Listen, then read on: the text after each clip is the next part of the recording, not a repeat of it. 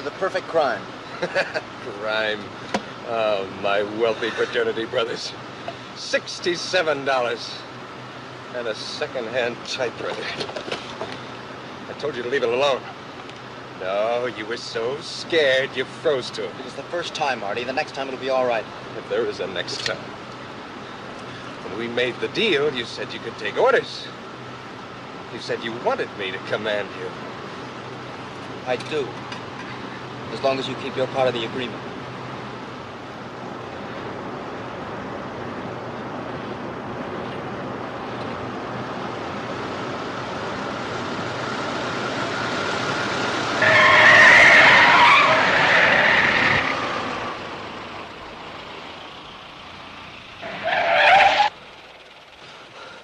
What was the big idea of that? There was a man in the road. You didn't even see him. Yes, I did. Get easy, Artie. You'll get us stuck. Hey! All right. Come back here. You drive. Come back here. I want to talk to you. You trying to kill somebody? He's drunk. We better get out of here.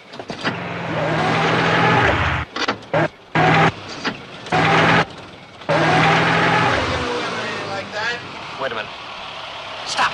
You're smart, don't you? What? That way. You come back here. I'll show you who's smart. He's asking for it. Give it to him.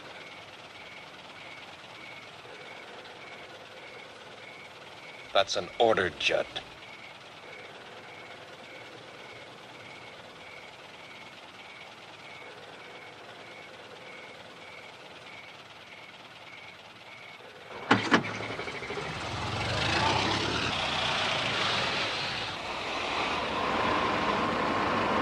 Faster.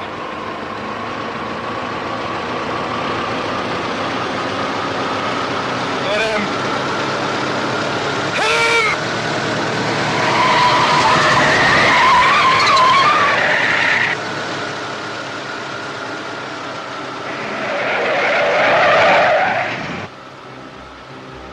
We almost killed him. Drunk. Would have known about it anyway. It would have been murder. Uh-huh. You know why I tried it, Judson? Because I damn well felt like it. That's why.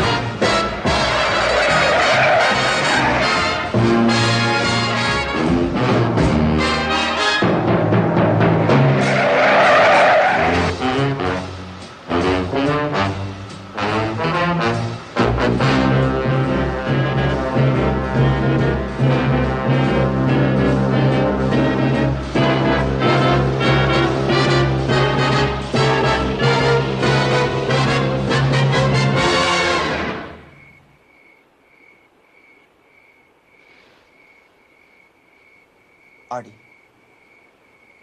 Artie, we're home. Artie. Bam!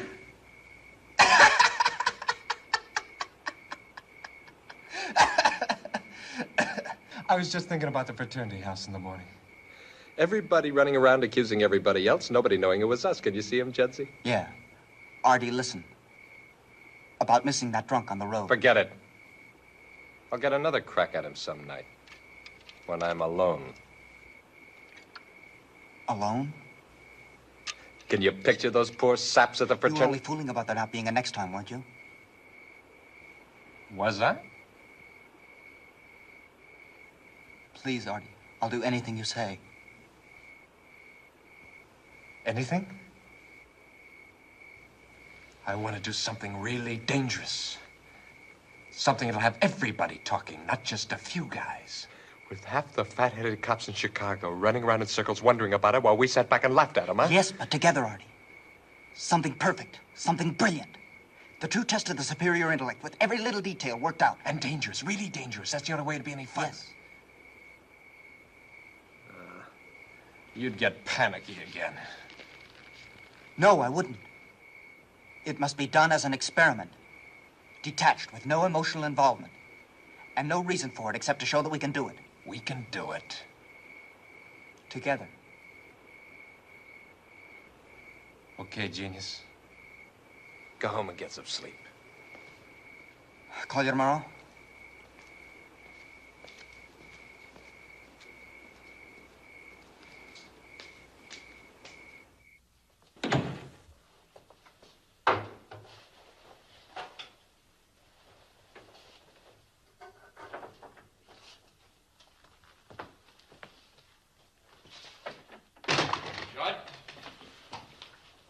Ben, Father was worried about the car. And you, too. And me, too. That's very touching. Apparently his concern for me didn't give him insomnia. Don't be a smart aleck. Where were you? Up to some funny business with Artie again? As if I didn't know. Then why bother to ask? Wait a minute. I want to talk to you. I don't think we have anything in common, Max. And take your hand off my arm. I don't have to answer to you. Or anybody else, eh, kid? Outside of Artie and your birds, you don't give a damn about anything else in the world, do you? Does my interest in ornithology annoy you that Don't much? be a fool. I'm delighted with your success. It just irritates me to see anyone as brilliant as you make a jackass out of yourself over someone like Artie Straus. I see. For your information, my dear brother Max, Artie Straus happens to have one of the most brilliant minds I've ever had. I know all about Artie Straus and his mind. Now, I've no doubt you both have twice the brains that I have. I'd just like to see you use them for once on something besides cheating old ladies at bridge and giggling and scheming in your room all afternoon. Don't you ever go to a baseball game or chase girls or anything? When I was your age, I was always out I'm looking. sure you had some fascinating experiences, Max. But some other time. I don't expect any consideration for myself. But Artie happens to be a gentleman. Something I doubt you'd understand. Oh, I understand, all right. Would you like me to tell you something else about him? I think he's a dirty, evil... You keep your filthy mouth shut! I don't have to listen to your insinuations. Shut up, the whole house. I don't care. All right, cool down. I know that Artie's your friend, but I'm older than you, and I know what kind of trouble you can get into. I'm worried about you, Judd. Will you listen to me? Judd, listen.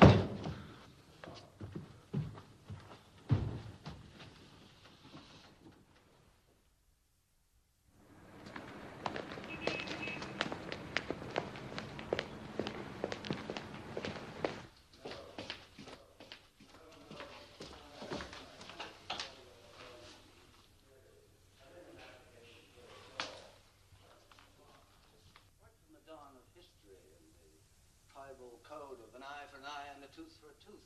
It's always been the basic instinct of man to govern himself. Professor McKinnon, I must agree with Nietzsche. Tribal codes and such do not necessarily apply to the leaders of society. No, Mr. Steiner. I can't see where your friend Nietzsche's theories have any application at all here. Hammurabi, Moses, Solon, Justinian, they were all known as lawgivers. Actually, my question was whether Moses and the others felt that they themselves had to obey those laws. All men are bound by law, Mr. Steiner. And had Nietzsche been a lawyer instead of a German philosopher, he would have known that too. Are you going to tell me that Moses felt himself above the laws that he laid down for his own people? Oh, I don't know, sir. He had a motley crew on his hands, and he had to get them through the desert somehow. Can you cite an example of any of these men who failed to respect the law or the rights of the individual? Can Nietzsche explain that away, Mr. Steiner?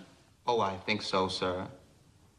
If you've read him, sir, you'll remember that he conceives the Superman as being detached from such human emotions as anger and greed and lust and the will to power.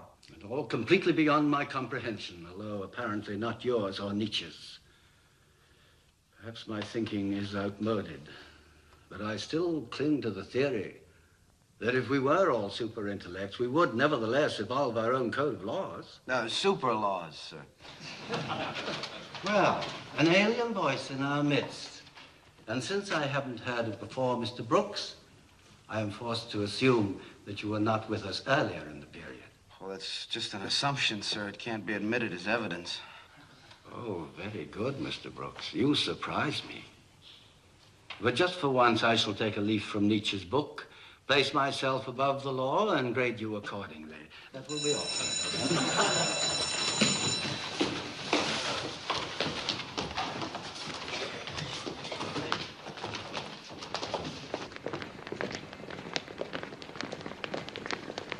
Every time I stick my neck out, he chops my head off. You get away with murder. How come? I don't know. He just doesn't seem to think very fast. He's supposed to be one of the brightest men in the faculty. I suppose he is. About this Nietzsche stuff, do you really think there are super intellects? Yes, as a matter of fact, I do. So then, just Artie? swing into the alley, bam, this torpedo cuts loose with a 38. Past my ear. Oh, come on, Artie. Cut You it think out. I'm kidding? All right, what do you think that is, huh? Well, it looks like a moth hole. Oh, no, Sid. He got that running whiskey in from Canada, just for the fun of it. Yeah, sure. Just for the You don't fun believe of it, huh? All right, I tell you what we'll do. We'll all go down there tomorrow night, the whole bunch of us, okay? The four and deuce. Judd, you know the place, don't you? We're almost late now, Artie. All right, now, wait a minute. I gotta get this set. Sid, you can ask Benny himself about me. He runs the joint on Rush Street, 26. Looks like a store. Mike, you be there. Sally, Yeah. Pete. Sid, you can bring Ruth, can't you? Well, I tell don't you know. what, I'm Sam. supposed to work the late shift at the Globe. So, what time do you get through? Well, No, wait a minute. I tell you what. Just meet us there. I can pick up Ruth or Judd can. Wait a minute. You know Ruthie Evans, don't you, Judd? Hello. I don't believe I've had the pleasure. You do now, so that's all set. Sid, okay? All right, Ruthie? Fine. Perhaps Miss Evans would rather wait for Sid. No, I don't mind. Great. We'll That'll meet be there fine. at 9 o'clock. We'll make it a big celebration. Sharp. Yes. What are we celebrating? Oh, little business deal we got cooking, huh, Judsie? We'd better get going, Artie. Okay, what are you hanging around for? Bank job, nothing to it. Open it up with a hairpin. Yeah. See you later. Oh, it's like talking to a Roman candle. I know. Look, how come you told him you'd go? You know, those boys are millionaires' sons. I haven't got that kind of money to throw around. It was Artie's idea. Let him pay. How many times do I have to say it? When I go someplace, I I like to to pay my own way. way. I Well, know. Okay, I'll starve for a week. Don't worry. Mother'll feed you again. Hey, Brooks. Yes, sir. I like it. There's good human interest. Have they really got that mouse in the physics lab? I wouldn't have written it if they didn't, sir. Well, who knows? It might be good for a picture on the featured page. Well, I'll get the mouse. Give me a photographer. We'll go up to the lab. Relax. Get one out of the files. I got something else for you to do. There's been a report on a drowned kid that was pulled out of a culvert out in 𝙁𝙤𝙡𝙈 Park. Now, here's the dope. And check with Tom Daly before you run off. He's working on a kidnapping, maybe a tie-in. Yes, sir. 10,000. Right. 2,020s and 8,050s, right. That's all old bills and all typewritten, Mr. Kessler. Now, Mr. Kessler, of course I won't. The story is safe with me until you give me the word. Daly, sir. Tom Daly at the Globe. Thank you very much, sir. Kidnapping? Yeah, a guy's afraid we'll run the story and scare the kidnapper off. Big millionaire out in Hyde Park. Ryan wants me to look at a drowned body. You think there's any connection? I doubt it. Kid probably just wandered off. Still, with all that dough. Yeah, don't waste any time getting out there. Here's what I've got on the description, and call me back, huh? Right.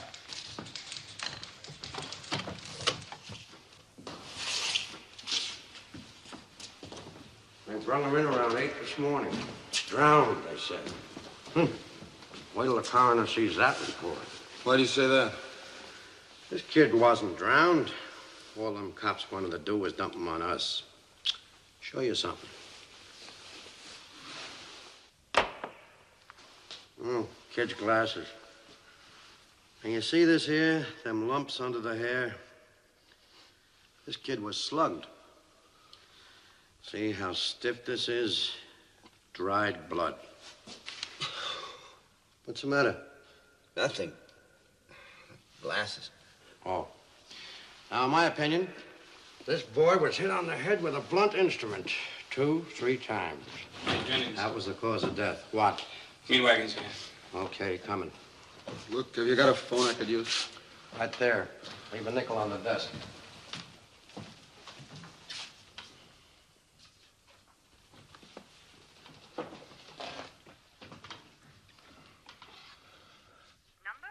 State 1097. Chicago Globe. Tom Daly. This is Sid. Hello, kid. I'm at the morgue. I think I've got something. The description fits to a T. This boy didn't drown. He was killed, hit over the head with a blunt instrument. All right, listen.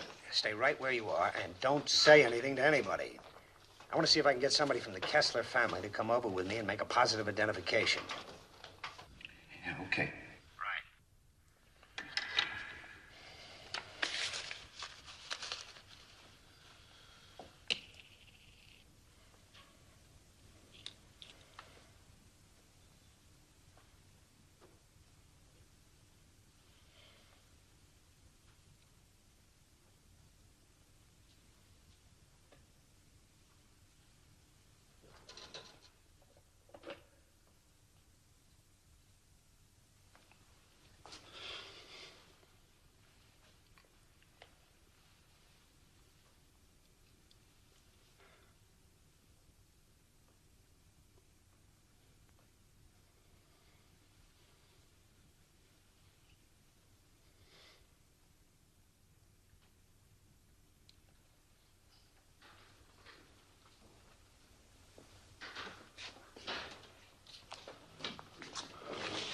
Just one more question, sir. Did Paulie wear glasses? Glasses? No. Mr. Kessler? You're Mr. Kessler, aren't you? I'm Jonas Kessler, boy's uncle. And there's no question it is your nephew, sir? No, there's no question. Just a minute, I'd like to get an interview with you. What's that about glasses? Well, they must have been beside the body when they found it. But they weren't the boys. I tried them on him. They didn't fit. Where are they now? I shoved them way down under the sheet. Nobody will notice. Do you think whoever did it could have dropped them there? No, I don't know, but if nobody notices them for a little while, we got a clean beat for the morning edition, and you got a bonus. Come on. Excuse me, Body? We see the body? Okay, sure.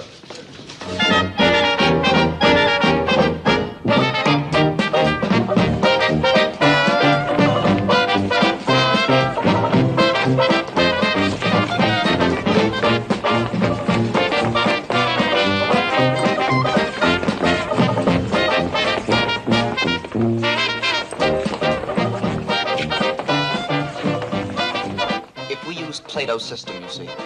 All children would be wards of the state and assured of being educated correctly. Wouldn't that be terribly sad and impersonal? Children do have feelings and emotions, don't they? Of course they do. But for whom? Why should it be their parents? They didn't choose them. I certainly didn't choose mine. It's pure biological accident. You feel that way about your own mother and father? I have very little in common with my father. Or my mother. My mother died when I was 8 years old. Oh, I'm so sorry. Judd, hey, Bruce, you gotta hear this. Old Sid's the biggest man in town. Hey, Sally, Sam, take a seat, will you? Hey, come on, just sit down. Hey, how are you, boy? Sit down and have some drink. We gotta celebrate. Now, to hear him tell it, it sounds like nothing. But you know about the kidnapping, the little Kessler punk, huh? Oh, we read about it in the newspaper. Didn't you notice that every paper in town had to say it was a Globe reporter who found out the kid had been murdered? So who do you think it was? Sid! Sid, out, he says the hero of the hour. Give me that. Okay, sit him up where I can see him. Wait a minute, Sidney first. Okay, now something for you. Just a little. Okay, everybody, come on. Just sit. Honey, will you sit down? It was just a lucky break. Boy, it sure was.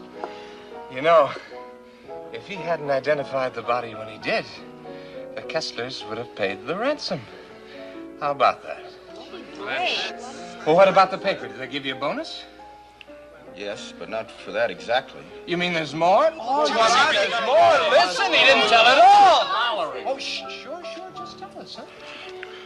Well, it'll be in the early morning editions. Just another lucky break. About the glasses. Glasses? What do you mean? What kind of glasses? Eyeglasses, you know.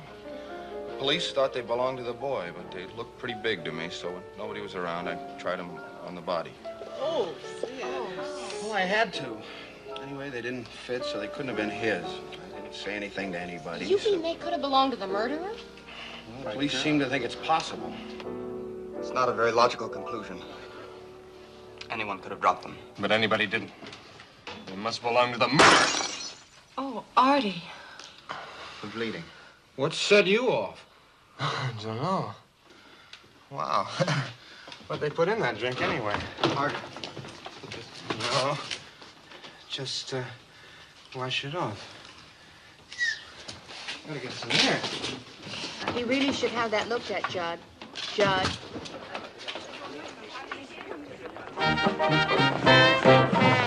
Well, at least he didn't propose another toast. He might have hurt himself badly with that glass. Ah, for a guy who dodges 38 caliber bullets, that's nothing. We'd better get going. Yeah. What's the rush? We've got an early class in the morning. You know how it is. Yeah, well, Okay, so Good night, sir. Good night, Ruth. somebody sure let the air out of this balloon in a hurry.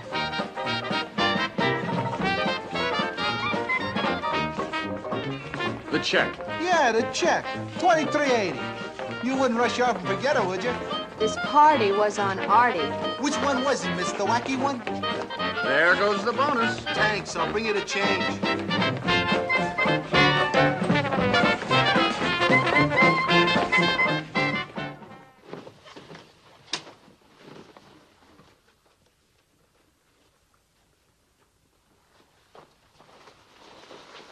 I can't find them.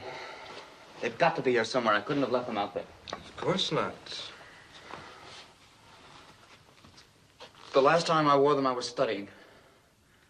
In that tweed jacket. Yeah, the same one he had on yesterday.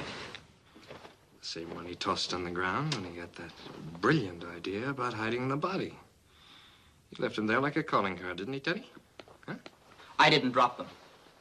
You picked my coat up. You grabbed it up by the tail and tossed it to me. That's when they fell out. I agree it was inexcusable to have them in my pocket, but I didn't drop them. Isn't that lovely? He agrees it was all our fault.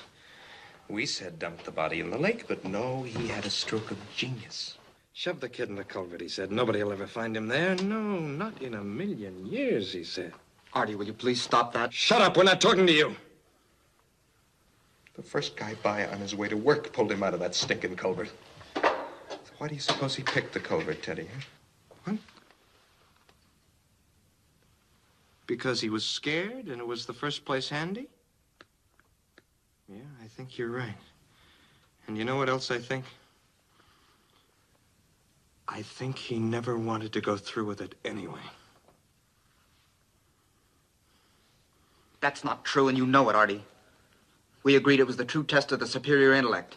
Superior intellect? What do you think of that, Teddy? You and I work out this perfect, beautiful crime. And then the superior intellect tries to see how many ways he can... Shh. I heard some loud voices. Well, what are you doing with all this stuff?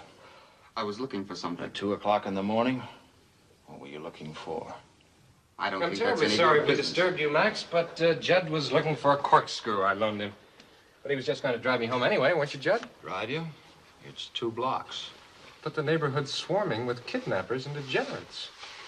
Max, you wouldn't want to be responsible for anything happening to me, would you? Or would you? What's that for? Protection. Teddy? I always take him along. He's indispensable. Cute? The girls always get a big kick out of him anyway. Coming, Judd? I'll be back in 5 minutes. Or what?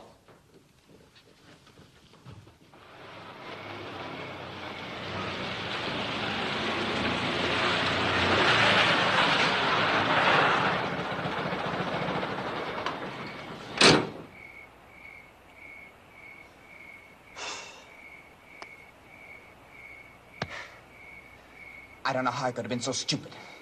You were. I could go in and claim the glasses tomorrow. Tell them I read about them in the papers. Mm-hmm. Did you go out to the park a lot?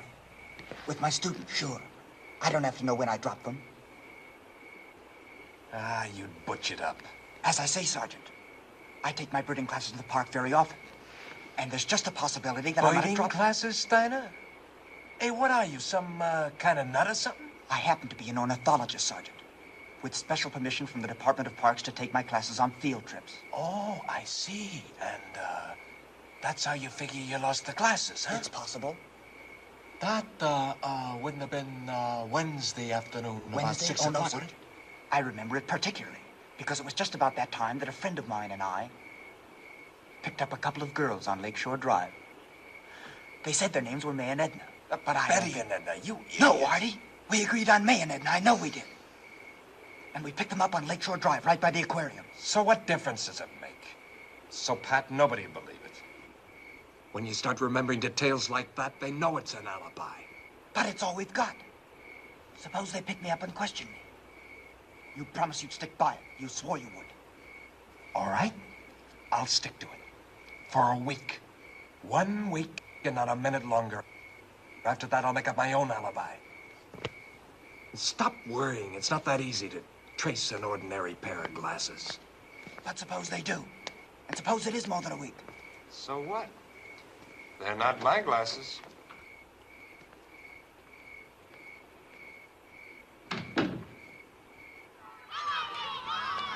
Tell us what you expect to learn by investigating the neighborhood around the school, Lieutenant?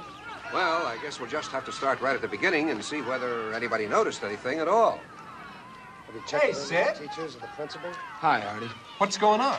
Well, they know the boy was in school on Wednesday. He never got home, so they think he might have been picked up along here somewhere. Nobody saw nothing unusual, Lieutenant, except one old dame. Thinks there was a big black sedan cruising around. When? When the kids got out of school. Well, what time? If you're talking about Paulie Kessler, officer, that would be about 4:10. The older kids stay on the playground until 5. How do you happen to know so much about it? I went here for 6 years. That's right, Lieutenant. This is Artie Straus. He goes to the graduate school with me. Oh, well, I'd like to talk to you for a minute, Artie. Sure, Lieutenant. Come on over here, will you? Excuse us. Well, let's get a statement. Stay right where you are for a minute, will you, fellas? How long ago has it been since you went here? 4 years ago. 4? Oh, I went to college at 14, University of Michigan. Well, I don't suppose the place has changed much in 4 years. Are they pretty strict here? Do they keep a pretty close watch on the kids? Oh. Do you ever notice any strange characters hanging around, like after school, I mean? Oh, no, the teachers wouldn't allow that. And the police are very efficient out here. Well, what about the teachers? Any oddballs? Most of them, if you ask me, Lieutenant. Like who, for instance? Oh, well, Mr. Henderson was one. Always telling us we're spoiled brats and too much money. You know, that kind of thing. Yeah. Is he still here? Why, sure. He's right over... Gosh, Lieutenant, you don't think he had anything to do with Paulie? No, no. Which one did you say he was? The guy with the sweatshirt. Just throwing the ball. Henderson, huh? Any others? Well, Pop Wiggin. That's the gray-haired one. I guess you wouldn't say he was exactly normal. Snapping towels at kids in the gym, stuff like that. But that wouldn't mean anything. No, no. Wiggin, huh? Wiggin, with an N.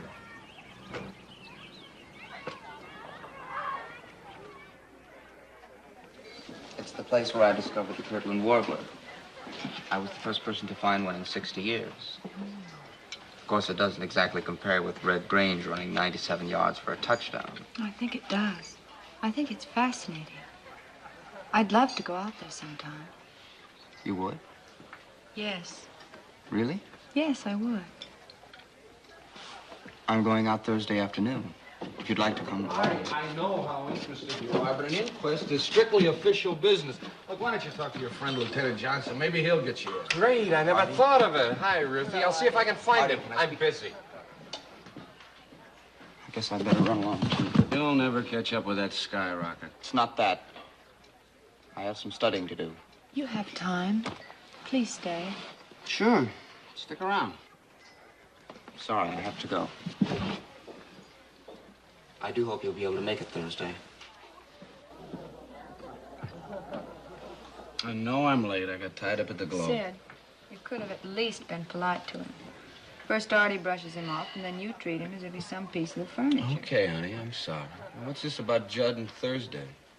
He wants to take me out to 𝙁𝙪𝙡 Park. Well, if you're an ornithologist, I guess that's the best place to go to find various species of birds. Should be a very entertaining afternoon for you. Watching Judd and all the other strange birds. Stop it, Sid. Judd isn't as strange as you're making him out to be. And I really don't think he's that different from any other boy. Yeah, I guess he isn't. But what? Well, you know, birds, a genius IQ, graduate school at 19. I just don't get the feeling he's going to challenge Dempsey for the title. Just because he can speak about something besides sex, you and Artie and all the rest of you seem to think he's some kind of freak. Look, honey, for all I know, he's another Casanova. I just don't think I'm going to have to worry about you in 𝙁𝙪𝙡 Park.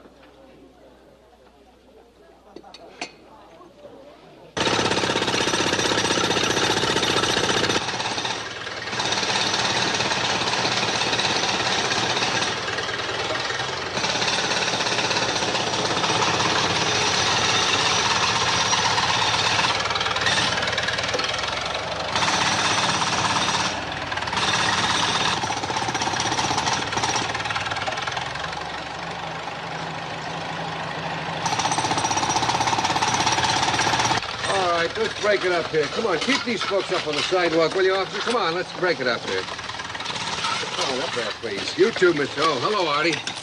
Everybody and his brother wants to get underfoot. Sure looks that way. Well, what's going on, Lieutenant? Somebody phoned in and said they saw some mysterious man throw a bundle in the sewer here on Wednesday night. So we gotta dig it up. That's pretty stupid, huh? Sure is. I'd like to get my hands on the guy that called. Listen, you know anybody around here talks with a German accent? With a what? With a German accent. German accent? Yeah, the Wainwrights live right across the street there, have a German chauffeur. Real Prussian. Rupert. Yeah? I think I'll have a little chat with this Rupert. Hey, Johnson. What? Find anything? Sure, just what you'd expect to find in a sewer. This case gets nuttier day by day. I wonder if there's any place I can find a phone around here. Use the one in my house, Mr. Daly. I live right here. Come on. You know, I have another theory I was telling the lieutenant about. Hey, you and Johnson are really running this case, aren't you? No, I've just given them a couple of ideas. You see, nobody's thought of the possibility of the kidnapper being a woman. But I remember a nurse that the Kesslers had for Polly. She did some of the weirdest things you ever saw. I used to watch her at night. Yeah? How? Just a minute, folks.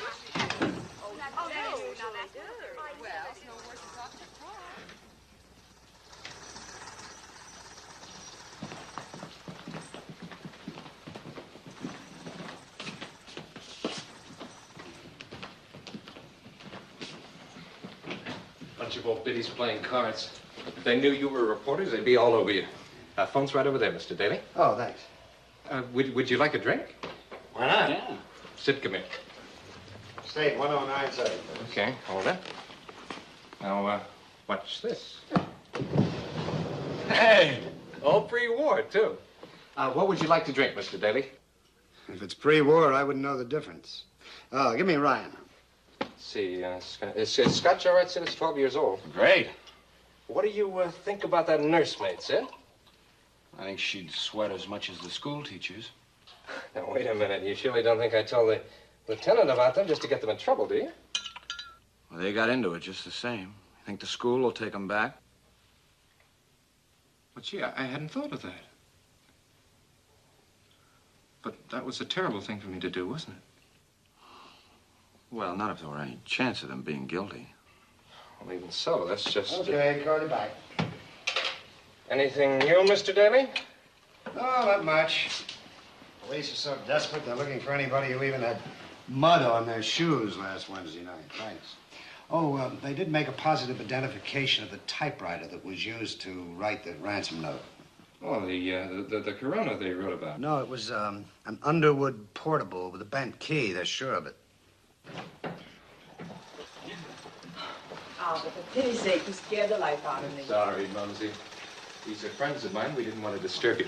Reporters working on the Kessler case. This is Mr. Daly. How do you do? Mr. Sid Brooks. How do you do? How do you do?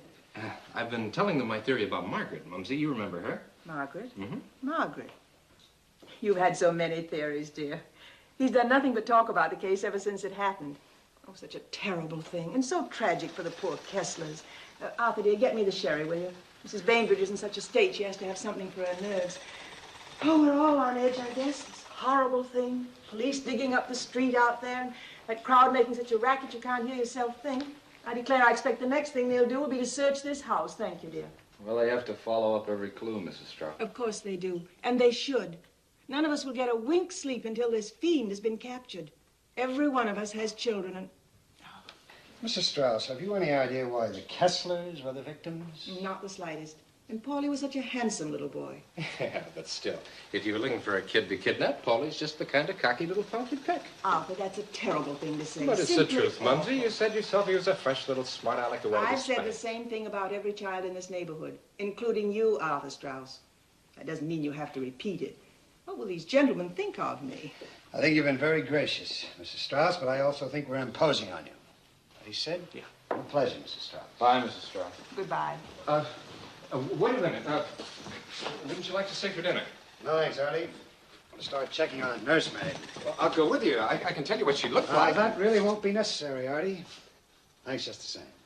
Arthur, dinner's in an hour. You know how your father likes to have you here. Yes. So long, Artie. See you in the morning, Artie. Arthur, don't drink any more before dinner. You know how it affects you. How? Don't pout, dear. You should go and call Judd. He's been trying to get in touch with you all afternoon. Who cares? I'll call him after dinner. Then come and see the ladies. They're dying to meet you. And they'd be fascinated to hear what you know about the case. Oh? Okay. Oh, that's my good boy.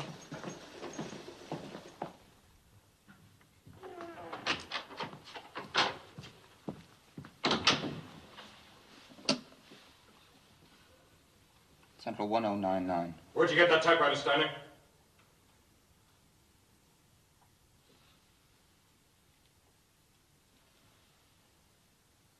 Why, I've had it for some time. Why do you ask? Not bad, Judson. Artie. Not bad at all. I was just trying to get you, you damn fool. Me? I don't keep an Underwood portable with a bent key. Didn't I tell you to get rid of that thing? Now they've made a positive identification of it. Suppose they suddenly decide to search all the houses in the neighborhood, huh? If you think it's that important, I'll get rid of It is? I'll find a place for it. And leave another pair of glasses? I've seen enough of your hiding places. This time I'll do it myself. Tomorrow afternoon, maybe. We could drive out by the, stockyards. Not tomorrow afternoon.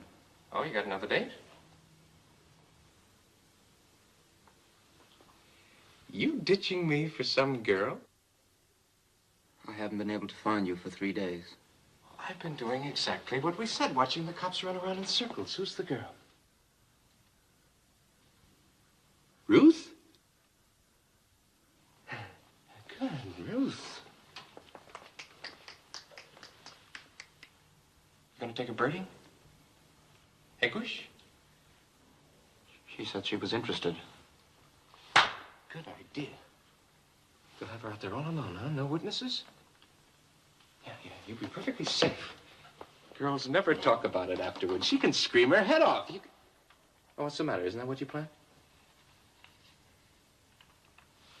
No, it isn't. You're not falling for her, are you, Jed? Of course not. I just hadn't thought of that. But this is your chance. Now, look. We agreed to explore all the possibilities of human experience, didn't we? Unemotionally detached. Put together, Artie. Sure, but I've done things alone. You can, too. Don't tell me you haven't got the nerve.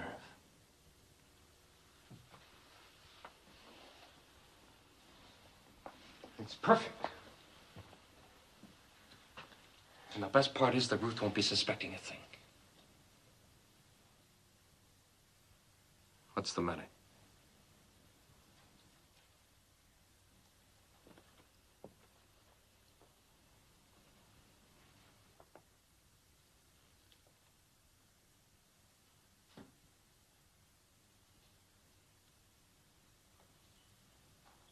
You want me to order you to, Judd?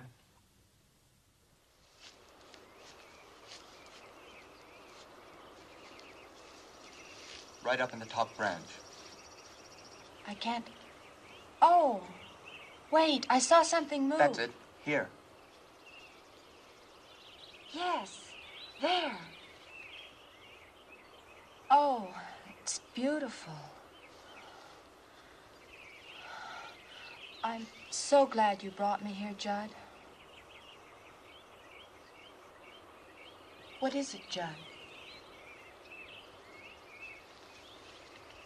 You seem so sad. That's a sentimental term. There's no such thing as sadness. Only the reality of things happening. You don't really believe that, Judd. Over there, for instance. That's where they found the body of the Kessler boy. Is that sad? Yes, it is. Terribly sad.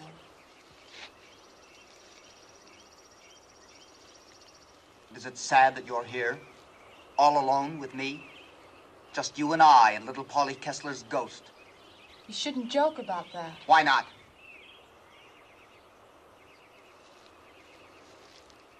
What's one life, more or less? There were 9 million people killed in the war. What does one little Chicago boy matter? Judd, you're not that cruel.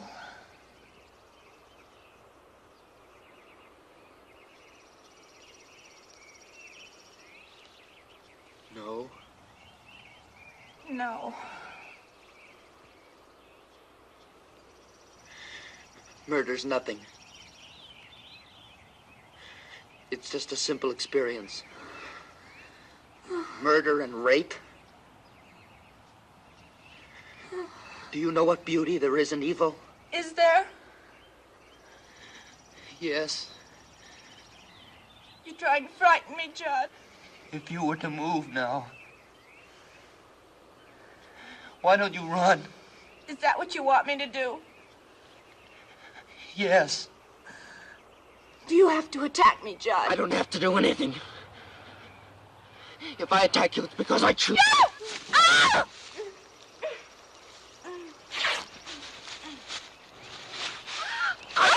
Are you afraid of me? I'm afraid for you, Judd. I'm afraid for you. Judd. Oh, God. Oh, my God.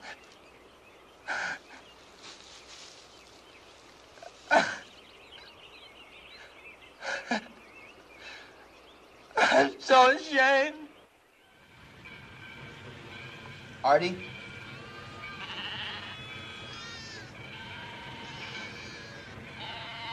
What is it? A Judascope. Didn't you ever see one? No, what does it do? Watch and you'll find out.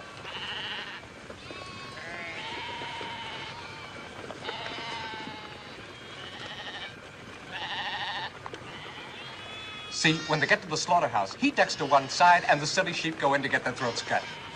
That black devil knows it. Did you get rid of the typewriter? Uh-huh.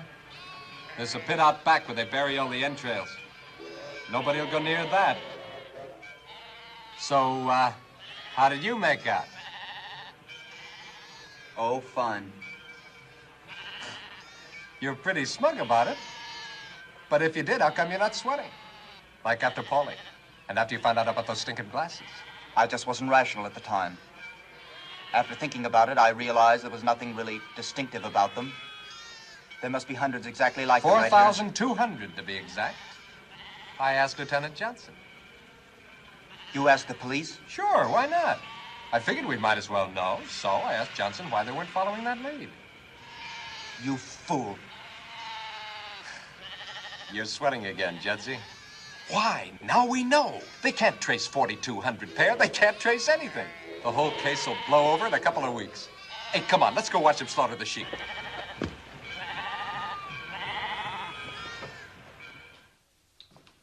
I looked all through my bedroom, gentlemen. I just don't understand it. I'm positive I had them last night. Have you seen those glasses of mine, Emma? The ones with the black rims on my desk, perhaps? I just cleaned your room this morning, Mr. Judd. They weren't there then. I don't think I could have lost them. They wouldn't be someplace else around the house. Well, I only use them for studying. What do you think? Boss is pretty definite about it. It's the state's attorney. He gave us orders. Mr. Horn, I'm a great admirer of his.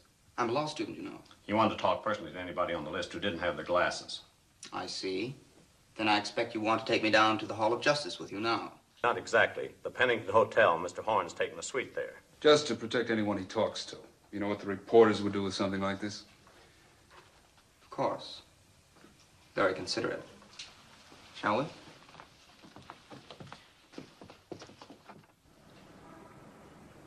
I certainly wouldn't want you to admit something you're not sure of, Judd. But it is possible you could have dropped these out there. Yes, it is possible. If they actually were mine, sir. As I say, I very often carry them in the breast pocket of my jacket. This jacket, as a matter of fact. When I take my classes to 𝙁𝙤𝙩𝙚𝙨. And you were out there Tuesday, the day before the crime? Yes, sir. I should think you would have checked that first. There are 10 members in my class, all very reputable people, I assure you. Oh, come on, Judd. You're taking this all much too seriously. We all know you're a prominent ornithologist. It's entirely logical that your glasses could have dropped. I'm all right. It's funny they didn't drop out of my pocket. Oh, I'm sorry, sir. But it looked like you were acting that out for a jury. Forgot you were a law student, Judd. Yes, it was rather far-fetched. Do you suppose you could show us how these glasses might have fallen out of your pocket? Go right ahead.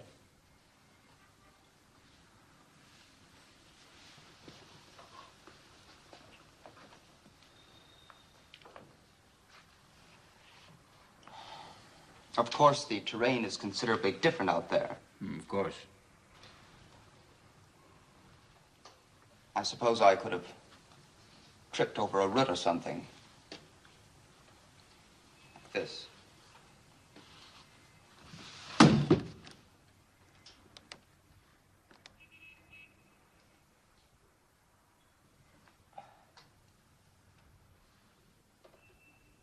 They didn't fall out of my pocket either. No. May I see your coat a moment? Yes, certainly.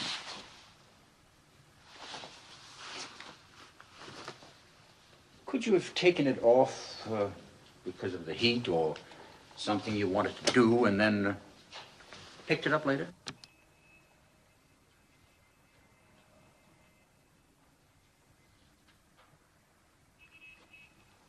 Yes, but I wouldn't pick my coat up that way. Why not? I'm very careful about my clothes. Unless you were in a hurry. Unless it was dark.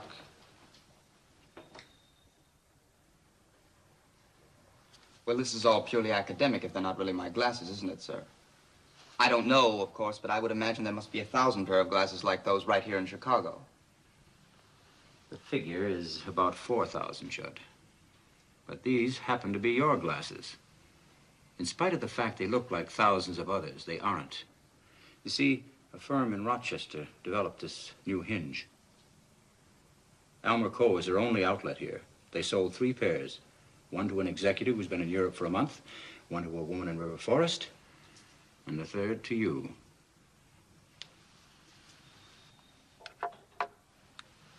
Interesting? Now, how would you like to tell us about Wednesday afternoon?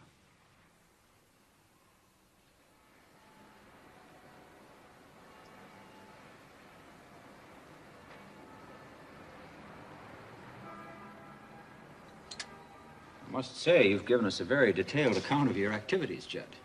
10 times. Oh, we're very thorough. We'd like to find some way to corroborate this. You see, none of it, driving around on your Stutz Bearcat, Lakeshore Drive, Jackson Park, hot dog stand, May and Edna, none of it is particularly easy to check. Well, it would be if you found May and Edna. Yes, but May and Edna who? You didn't tell them your right names, and they didn't tell you anything. See how it is? Look, Judd, I know how you feel about involving a friend, and I appreciate your family's feelings about picking up stray girls, but you might consider my position, too. I simply have to check this story.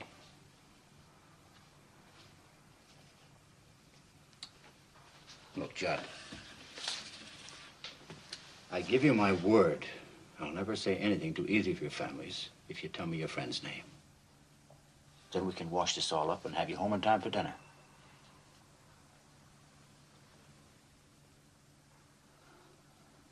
All right. I doubt that he'll ever speak to me again. But his name is Artie Straus. Artie Straus? And at the university also. You know him? He's the kid that's been helping me all along. Very interesting. If you pick him up and bring him in, he may be able to help us some more. Yes, sir.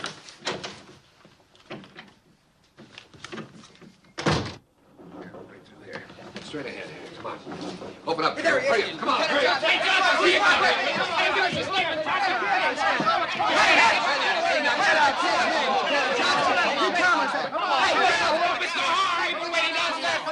Don't you think it's about time he gave us a statement? I'll give you a statement when I'm good and ready to. In the meantime, there'll be no reporters in this suite. Come on!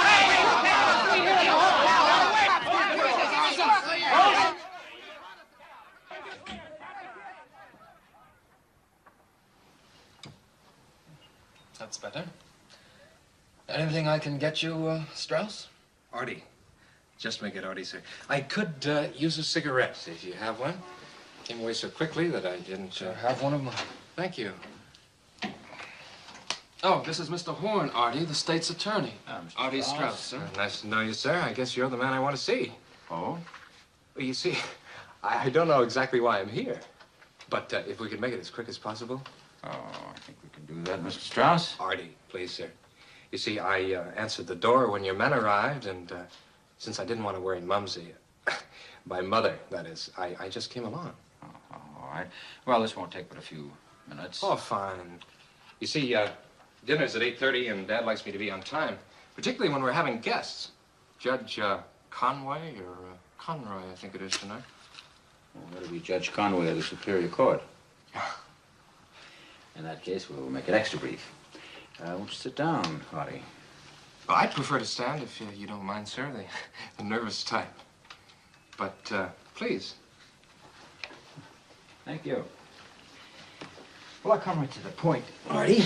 We're interested in a description of your movements in the afternoon and evening of Wednesday, the 17th. Last Wednesday. That's over a week ago, isn't it? Yes. Yeah, this is Thursday. Well, you see, it's pretty hard to remember that far back. That's what your friend Judd said. He did? But he managed to recall a few things. Oh, well, did he say I was with him? That's hardly the point, is it, Artie? We're interested in finding out what you recall. Of course, stupid of me, isn't it? You see, it's just that I know we were together part of the day. When was that? Well, Wednesday's a school day, and we have two of the same classes. We're interested in hearing what happened after school. Yeah. Wednesday. Was that the day the old man, father had the dinner party?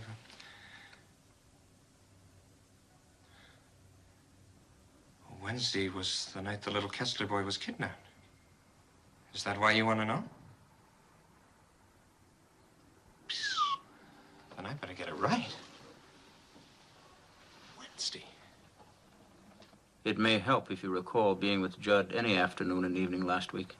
Well, I know we went to the Edgewater Beach Monday. That was a party. And the Four Deuces Friday. No, Thursday. But Wednesday. I don't believe so.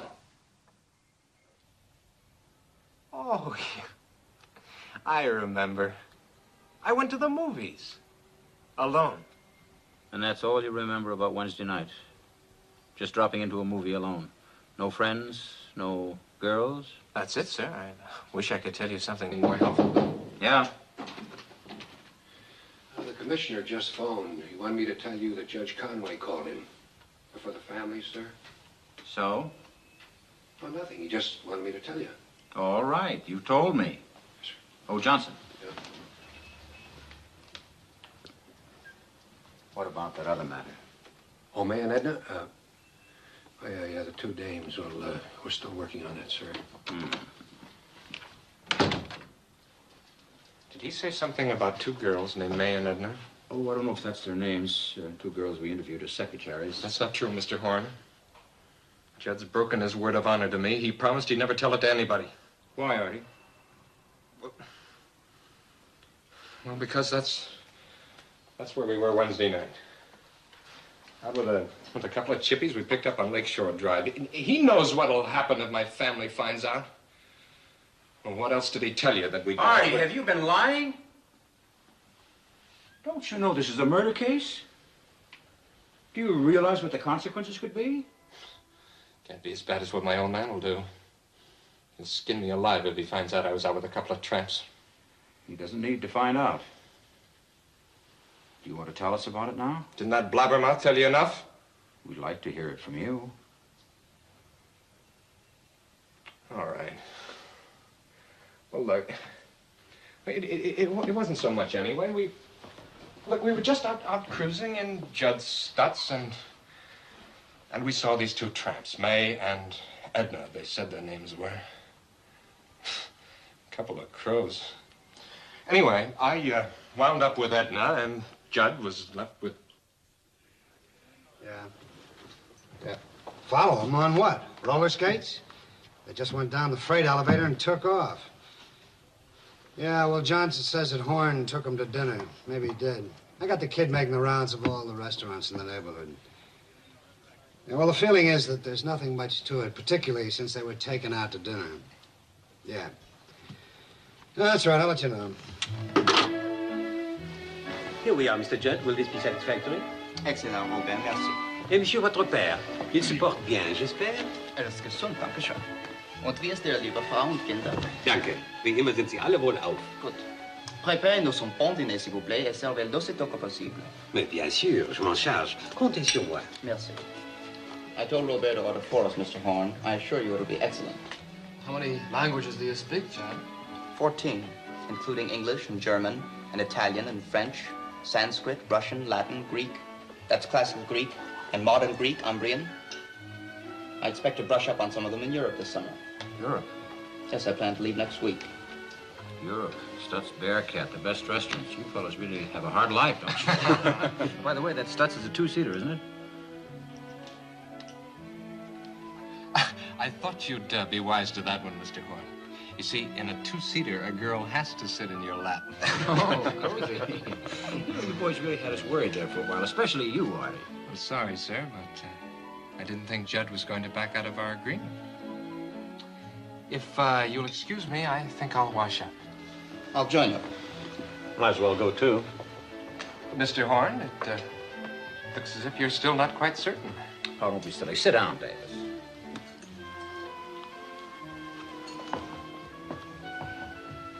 I don't think they had anything to do with it. I don't know. The stories tally, but what do you think, Whitey? These kids, a couple of powder puffs. They're too afraid of their fathers to do anything. And far too intelligent. If they'd have come up with the same stories right away, I might have thought something was fishy, but... Anyway, how long can you hold them? There's the commissioner, Judge Conway, the family. I know. I wish I was as sure as you are, but... Those damn glasses keep bothering me.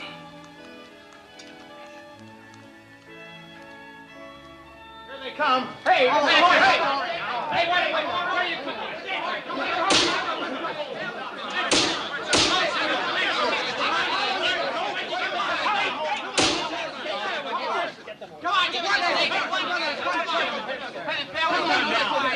Come on, Mr. Boy, you're getting all excited over nothing.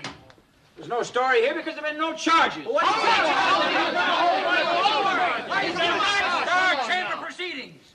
I'm trying to get information on the kidnapping. And if I think I can get it from these two boys, I'll keep him as long as I like. Shut that door. Give us his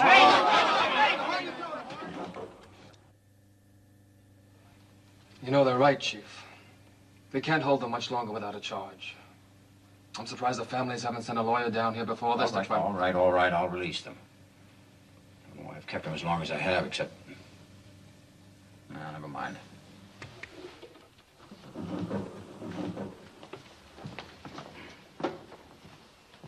Who's this? He's the Steiner chauffeur. Albert, sir. Mr. Steiner sent me. I brought pajamas and a few toilet articles for Mr. Judd in case you kept him overnight. That's subtle. Well, Mr. Judd won't need them. You stay here and drive him home. I knew all along the boys couldn't have done it. How? Well, I mean, they couldn't have been anywhere near 𝙁𝙤𝙡𝙈 Park unless they walked. Mr. Judd Stutz was in the garage all afternoon. The Stutz Bearcat? Wednesday? Yes, sir. I know, because Wednesday is my afternoon off. I stayed home to change the brake linings. You're sure it was Wednesday? Yes, sir, I'm sure. Well, of course you're sure. Thank you very much, Albert. I wish we'd known this before. Thank you.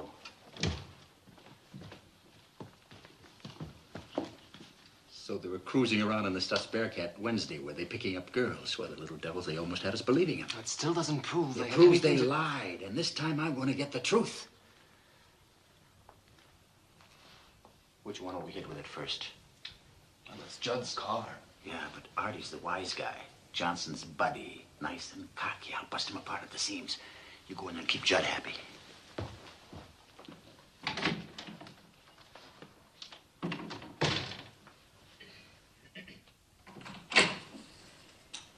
Well, Artie, how do you feel after your dinner?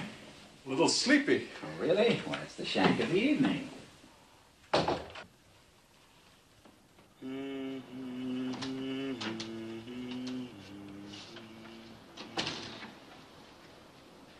Well,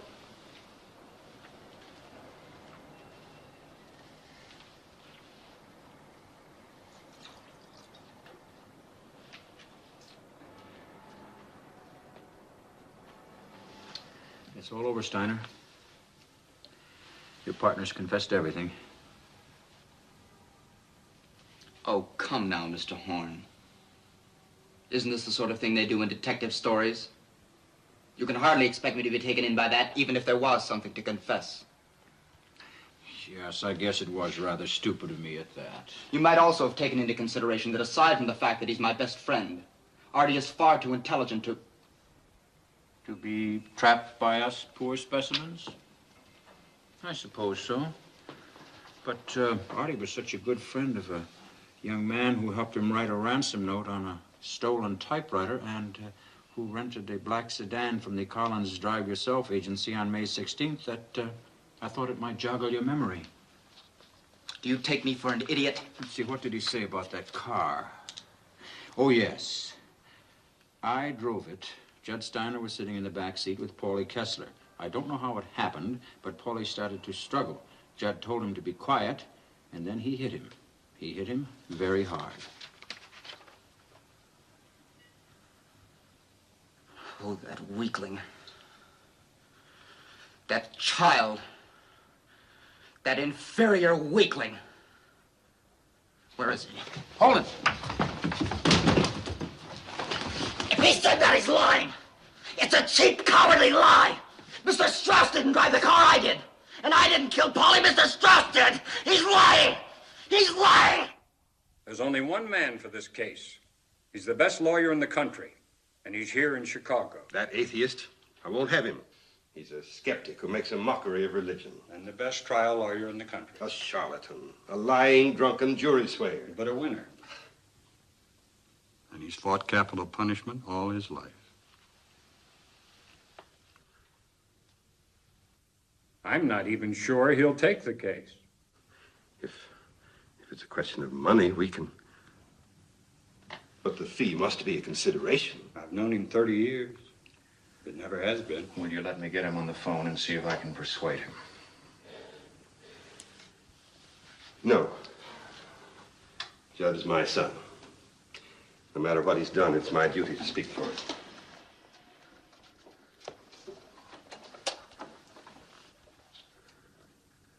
He'll give me information. I want the number of Jonathan Wilk. W-I-L-K. Judd cleaned up most of it, and I helped him. When it was as clean as we could get it, we got in the car and drove for a while. Then we started back, and coming along Ellis Avenue, I threw the taped chisel into the bushes at the side of the road.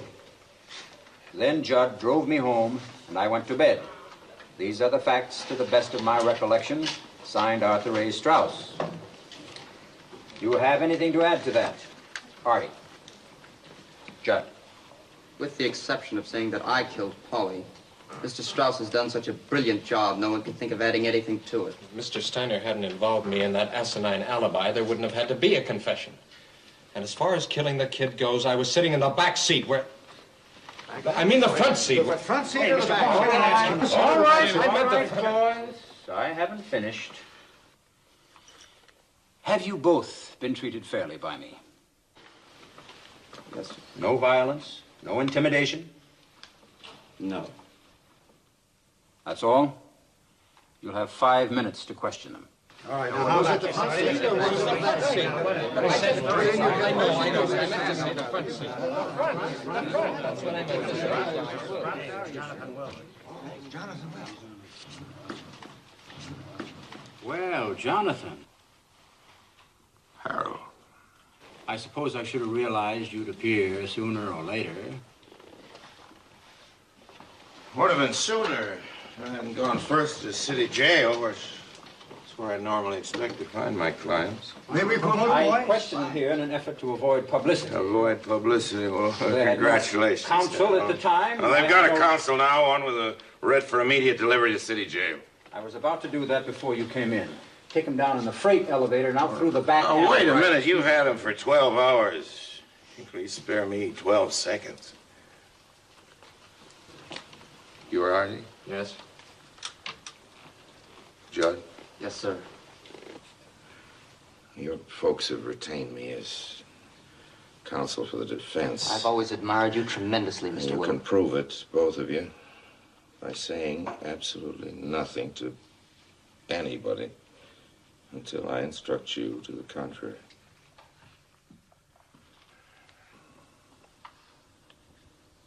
That's it, Harold. Let's go. Come on, Marty. Hold it up, please.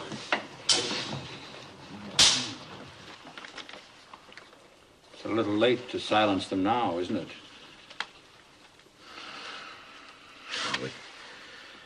We do what we can. I suppose I ought to consider it a minor victory that the boys weren't hanged before I got here. They will be soon enough. Luckily, that decision won't be up to you, Harold. Oh, you may as well know, before you decide on a plea, Dr. Ball and Dr. Stauffer have been observing them. Observing? In their opinion, the boys are completely sane. Might be more interesting to hear their conclusions. The doctors would observe each other. Mr. Wells. Sid.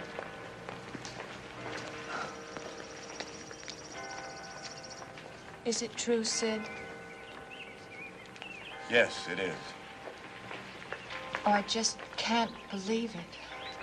Well, you can believe it, all right. And the confessions they signed will take them right to the gallows. Oh, my God. But look, Ruth, be sensible. I mean, they're murderers. How do you think the Kessler family feels? I know how they must feel, Sid. But I can't help feeling sorry for Judd and for Artie. Sorry for them, Ruth. They plotted a cold-blooded killing and went through with it like an experiment in chemistry. Sid, Judd isn't like that. Believe me, I know. How do you know? Will you just believe that I know? No, I won't just believe you. Something must have happened. Who did it? Well, did something happen?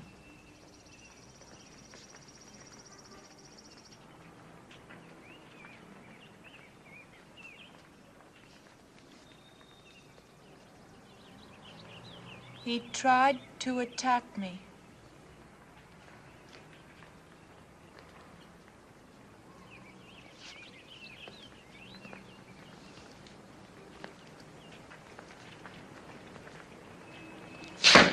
Dirty little degenerate.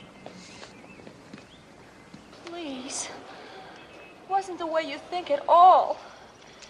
He made an attempt at it. He couldn't go through with it, Sid. He was like a child, a sick, frightened child. I don't understand you, Ruth. He tries to rape you.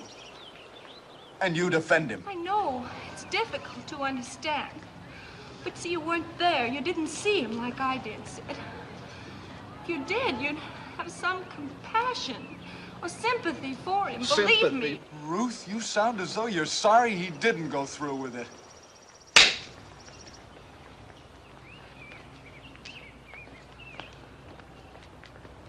I hope they hang him. I hope he hangs till the rope rots.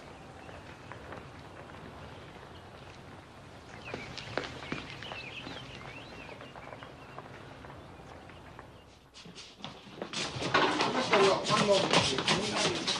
Okay, fine. At the formal arraignment before Chief Justice Rewrite. Matthewson... Said he pleaded him not guilty. That's right, not guilty. The Chief Justice set the trial date for 4 weeks from today. Look wanted more time, but Pulley's coming in now. I'll call you back. You mean you're actually going to conduct a psychiatric study on them? With the best men in the profession. Why, Mr. Wilk? To determine the facts. But they got the facts? And haven't the state psychiatrists already pronounced them sane? Indeed they have. The state psychiatrists have pronounced them completely sane. Yes, after searching and exhaustive study, isn't that right, Harold? 10 minutes in a crowded hotel room. Oh, we're up against some brilliant minds in this case, so we don't have a minute to lose. If you'll excuse me, gentlemen. Definitely will be based on insanity, won't it? Well, now, we'd be pretty stupid, wouldn't we, to divulge our tactics to the prosecution. The defense will be based on the results of the study.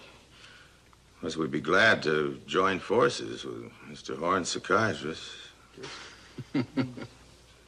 No? It's too bad, Harold. Might have been a real contribution to criminology. That's the way you feel about it. Good day, gentlemen. Mr. Horn, why do you object to joining forces? My very interesting. Joint study of what? Two evil minds that don't deserve to live a day longer? Do you really think these boys don't know the difference between right and wrong? That's the legal definition of insanity in the state, and no team of psychiatrists is going to change it.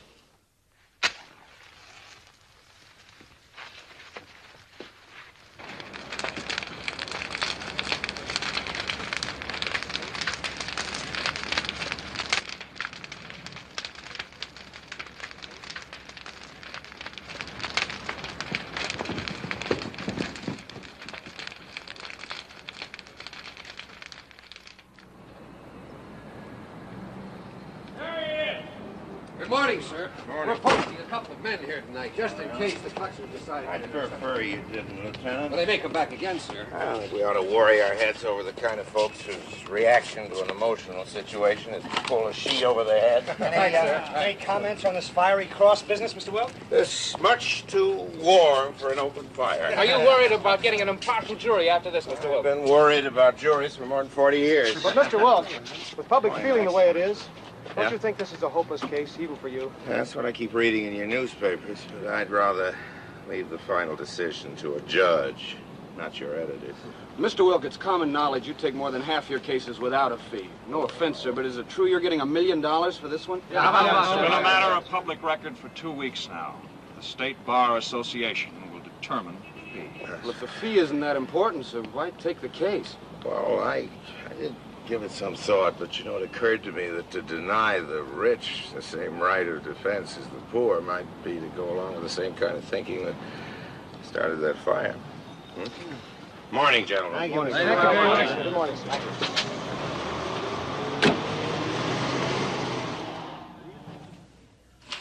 Stanford Binet scale doesn't run high enough to rate Judd's IQ. Can you imagine that?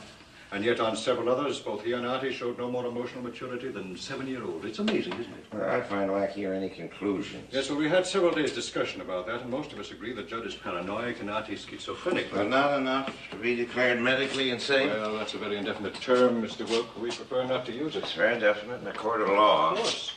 And that's why we prefer you to draw your own conclusions. Thanks, Doc. Based on your legal knowledge, of course. Of course. And I have to add that none of us is in complete agreement.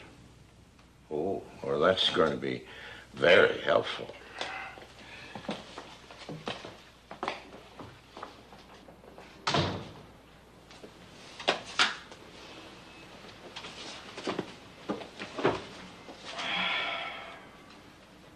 I see you have the finished report. Should be intensely interesting. These have been the most fascinating 4 weeks I've ever spent. Do you think that'll be a major contribution to criminology? I'd hardly say that, John. Why don't you tell him the truth? It all adds up to 6 feet of rope and a hangman. No, this report might be useful. They're betting 20 to 1 we hang. If it's the long shot you're looking for, I've got one just as good. You know that guard that brings us up here every day? He's got a sick wife, 5 kids, and a house they're going to throw him out of. I know, I talked to him. For $5,000, he could be looking the other way when we come past the admitting desk. 3 steps, we're outside. There's a car waiting with a motor running. And a mad dash to the Canadian border, Artie? Okay, so we do it your way and go to trial in the morning. Oh, still one subject that concerns me. The newspapers have been playing it up. The state's attorney may try to do something with it. It's the fact that, aside from each other, you don't have any close friends. We didn't have any other friends because there was no one of sufficient intelligence and maturity worth cultivating. Is there anything wrong in that? Nothing, unless the state's attorney wants to make something of it with hostile witnesses. If he calls him, I'd like to have somebody speak for you. I'll give you a pluck. I've got a little black book in my desk at home. The cops haven't taken it. It's got the addresses of 40 or 50 girls I've been out with in the last 2 years. Ask any one of them what she thinks of me. No, I haven't any little black book. No girls?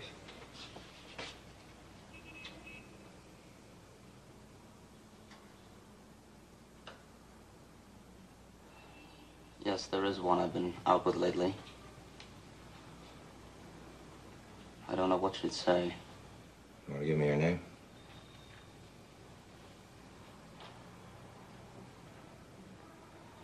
Ruth Evans. But I'd sooner you didn't call her, sir. I don't want her involved in this. I won't call her without your permission. That's it, boys.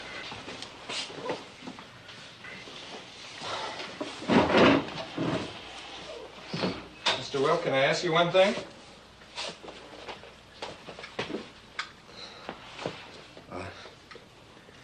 Will Mumsy be... my mother be there? And Dad?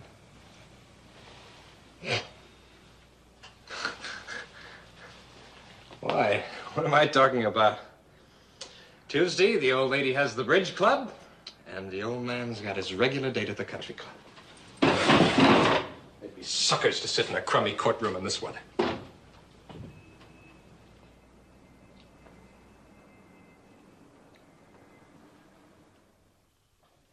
There is no other justice. There is no other verdict. There is no other penalty. Because never before in the history of this city has such a vile, cold, brutal, inexcusable, premeditated murder been committed.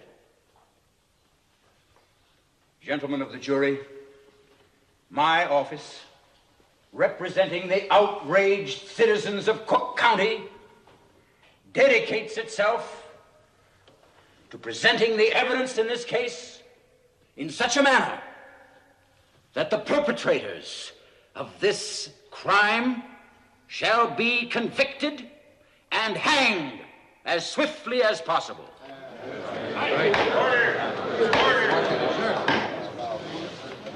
Any further disturbance of this nature, and I shall order the bailiffs to clear the court. Defense will make its opening remarks to the jury. Your Honor, please. Defense will waive its remarks to the jury.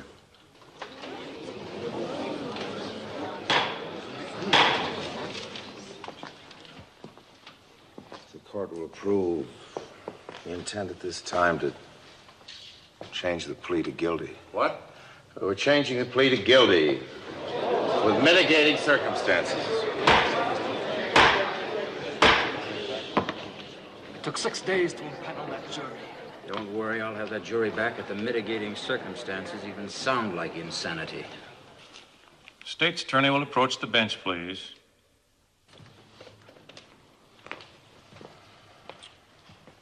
The court accepts your change of plea to guilty for the defense, Mr. Wilk. Before I dismiss the jury, may I see both of you gentlemen in chambers? Be a short recess.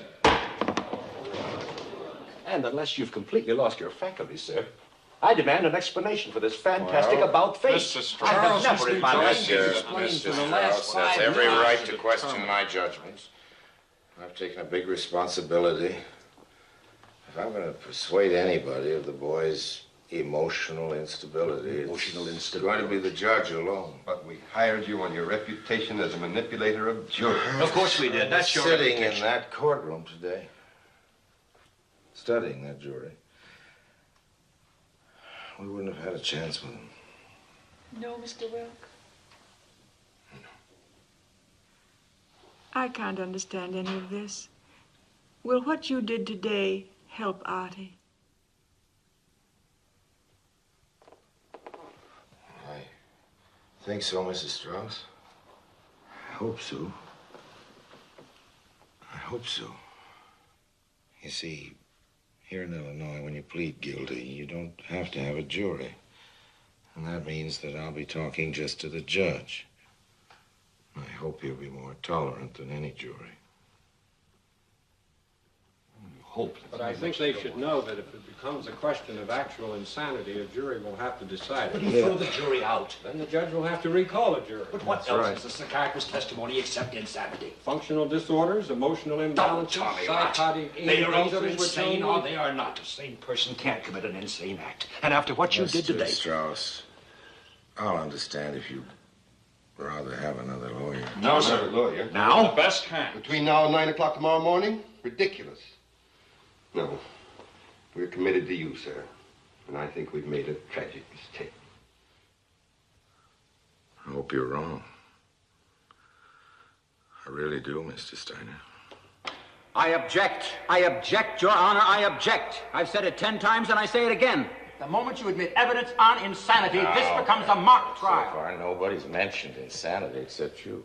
Your Honor, all the defense is asking is a chance to present expert testimony on the mental condition of these two boys. As a mitigating circumstance. Well, Your Honor. It's just another word for insanity. No, it's not. And that just evidence another has word to for- be presented Your to Honor, a jury. Mr. Horn was virtually godlike omniscience, and without hearing a single word from Dr. Allwood, has already arrived at a conclusion which the testimony of the witness may not support. Your Honor, defense counsel is making a mockery of procedure. I object to his... Objection overruled. You may take the stand, Dr. Allwyn. Raise your right hand. Well, thank you, Doctor. Now, can you tell us how far this tendency, what you call schizophrenia, had progressed with Artie Straus? Not to any degree of exactitude. We do know the habit of lying, indulging in fantasies, which the boy developed in infancy, had progressed to the stage where he himself was having difficulty distinguishing between what was true and what was not. That's right. Your Honor, the prosecution moves a jury be impaneled. But why? If Artie Straus cannot distinguish between what is true and what is not Your true, Honor. he cannot distinguish between right and wrong and is Your therefore Honor, the insane. state's Isn't that what you're saying, attorney- Doctor? No, I don't believe so. Come Now, on, just a Doctor, minute. you're an expert and under oath. Is your I am diagnosis insanity or cross-examining not? this witness. Under oath, I cannot answer that, sir. Insanity is a legal term, not a medical one. I'm a doctor, not a lawyer. Motion denied. Your witness, Mr. Horn. Go ahead. poppycock, Doctor. More psychiatric verbiage. Call it paranoia, call it anything you like. What it all adds up to in Judd Steiner is a feeling that nobody liked him. And they had good reason not to. Paranoia encompasses a very positive feeling of being right, and a strong neurotic suspicion of being persecuted because of those feelings. Oh, it does, eh? Well, let me tell you something. For the past 10 days, in cross-examining you and your colleagues, I've had exactly those feelings. I know I'm right, and I have a distinct feeling of being persecuted by the defense. Do you think I should be committed? Your Honor, I submit that if the subject to be debated here is Mr. Horn's sanity, for once I agree with him, only a jury could determine that.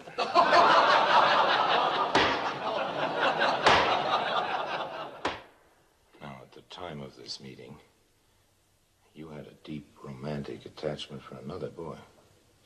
Yes, sir. And yet you also feel a romantic attachment for Judd?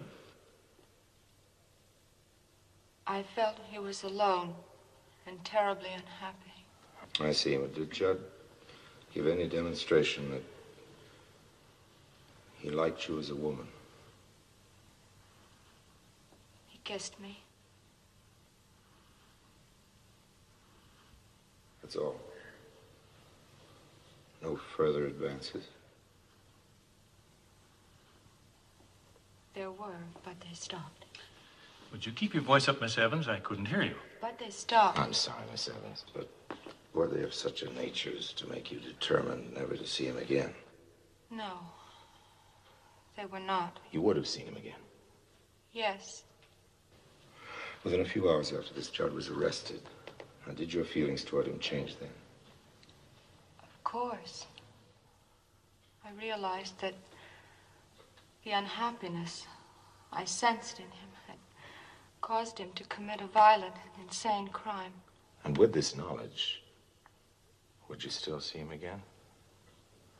Yes. I felt sorry for him then, and I feel sorry for him now.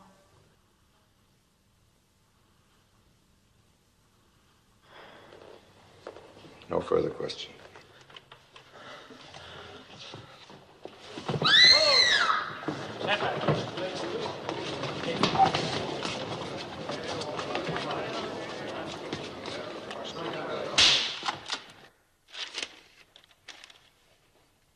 This crime is the most fiendish, cold-blooded, inexcusable case the world has ever known. That's what Mr. Horn has told this court. Your Honor, I've been practicing law a good deal longer than I ought to have. Anyhow, for 45, 46 years. During all that time, I've never tried a case where the state's attorney did not say it was the most cold-blooded, inexcusable case ever. Certainly there was no excuse for the killing of little Paulie Kessler. There was also no reason for it. It wasn't for spite or for hate or for money. The great misfortune of this case is money. If Your Honor shall doom these boys to die, it'll be because their parents are rich. I hope I don't need to mention that our fight is hard for the poor as for the rich.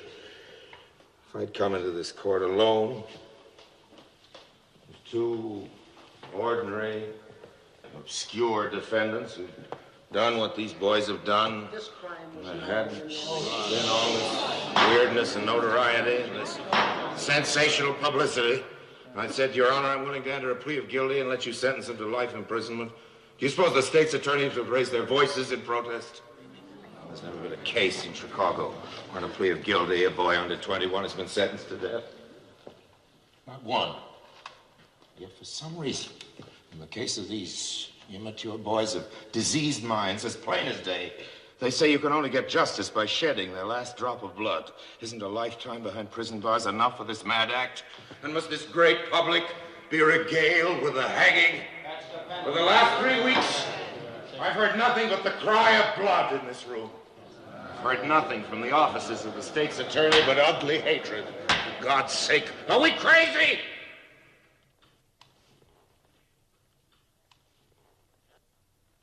If you hang these boys, It will mean that in this land of ours, a court of law could not help but bow down to public opinion. As cruel a speech as he knew how to make, the state's attorney has told this court that we're pleading guilty because we're afraid to do anything else. Your Honor, that's true. So, of course, I'm afraid to submit this case to a jury where the responsibility must be divided by 12. No, Your Honor. If these boys must hang, you must do it. It must be your own deliberate, cool, premeditated act. The state's attorney has laughed at me for talking about children's fantasies, but what does he know about childhood? What do I know?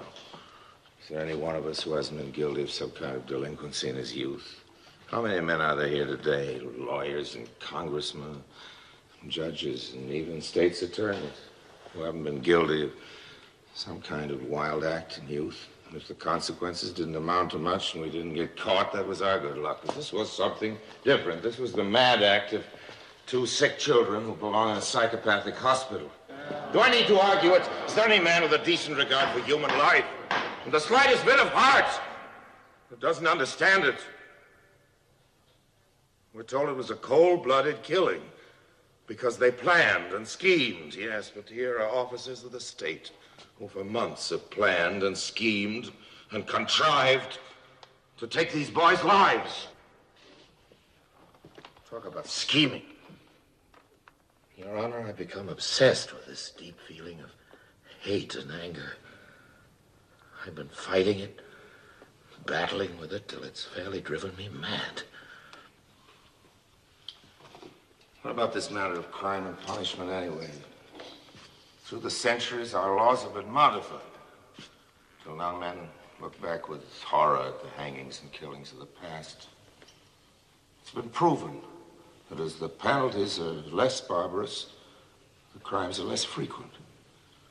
Do I need to argue with Your Honor that cruelty only breeds cruelty? That every religious leader who's held up as an example has taught us that if there's any way to kill evil, it's not by killing men. And if there's any way of destroying hatred and all that goes with it, it's not through evil and hatred and cruelty. It's through charity, love, understanding. This is a Christian community, so-called. Is there any doubt that these boys would be safe in the hands of the founder of the Christian religion? I think anyone who knows me knows how sorry I am for little Paulie Kessler. Who knows that I'm not saying it simply to talk. Artie and Judd enticed him into a car, and when he struggled, they hit him over the head and killed him. They did that. They poured acid on him to destroy his identity and put the naked body in a ditch.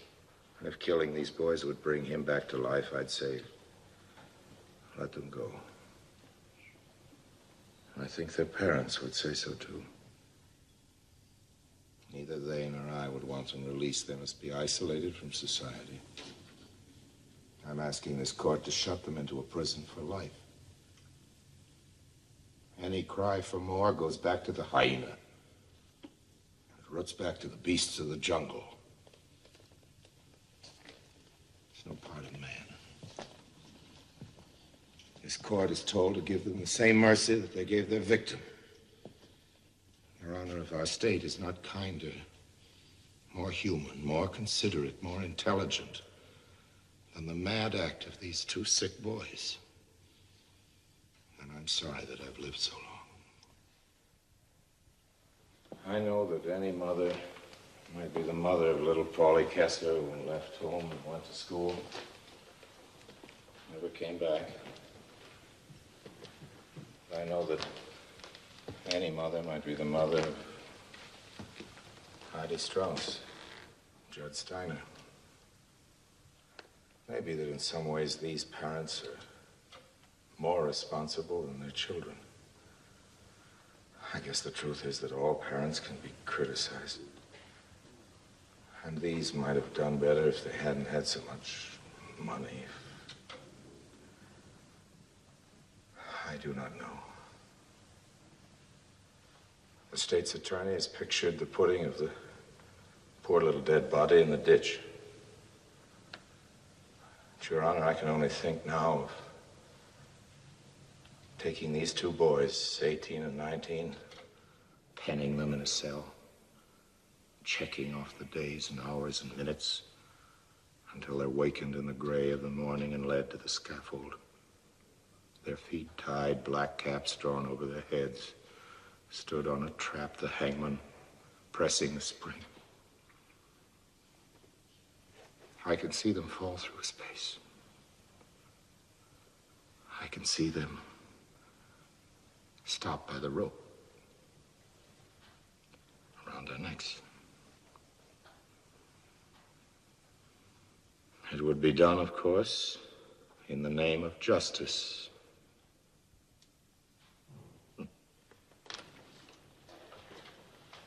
Justice. Who knows what it is? Do I know? Does Your Honor know? Can Your Honor tell me what I deserve?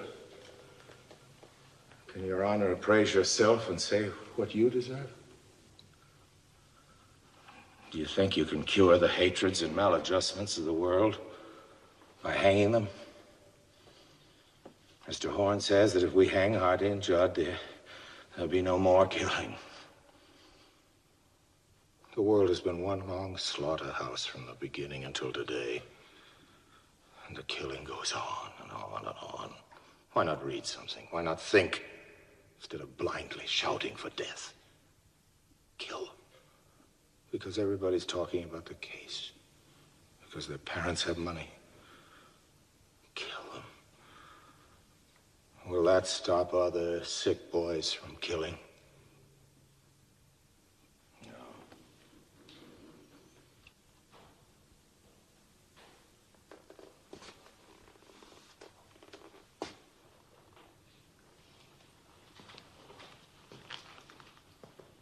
It's taken the world a long, long time to get to even where it is today. Your Honor, if you hang these boys, turn back to the past. I'm pleading for the future. Not merely for these boys, but for all boys, for all the young. I'm pleading not for these two lives, but for life itself. For a time when we can learn to overcome hatred with love. When we can learn that all life is worth saving. And that mercy is the highest attribute of men. Yes, I'm pleading for the future. In this court of law, I'm pleading for love.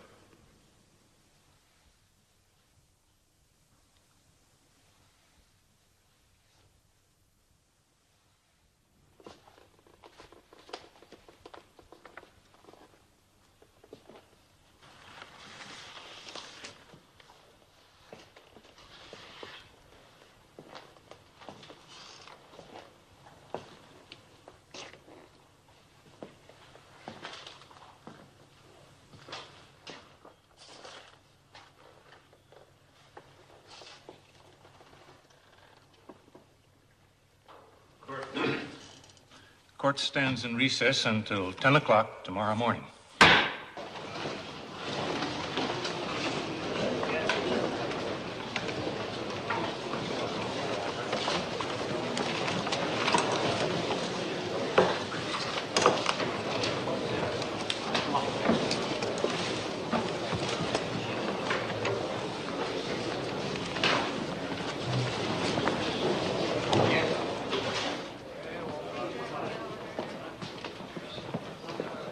Ruth.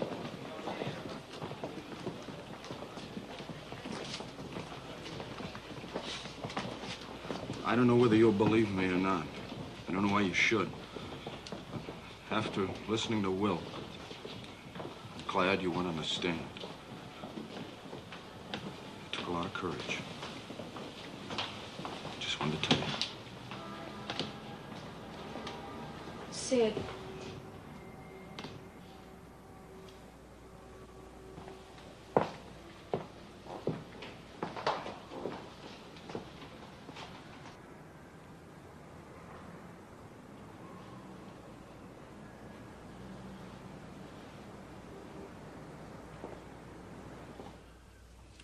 For the crime of murder, to be confined in the penitentiary at Joliet for the term of your natural life. For the crime of kidnapping for ransom, to be confined in the penitentiary at Joliet for 99 years. The sentence is to run consecutively. Court is adjourned. So we slept through 3 months of misery just to hear that.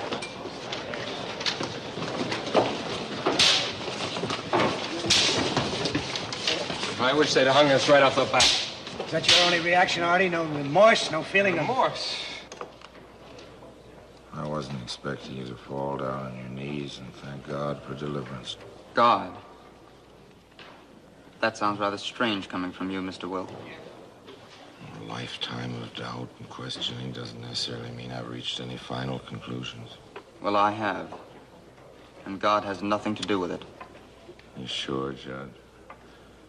In those years to come, you might find yourself asking if it wasn't the hand of God dropped those glasses. And if he didn't, who did?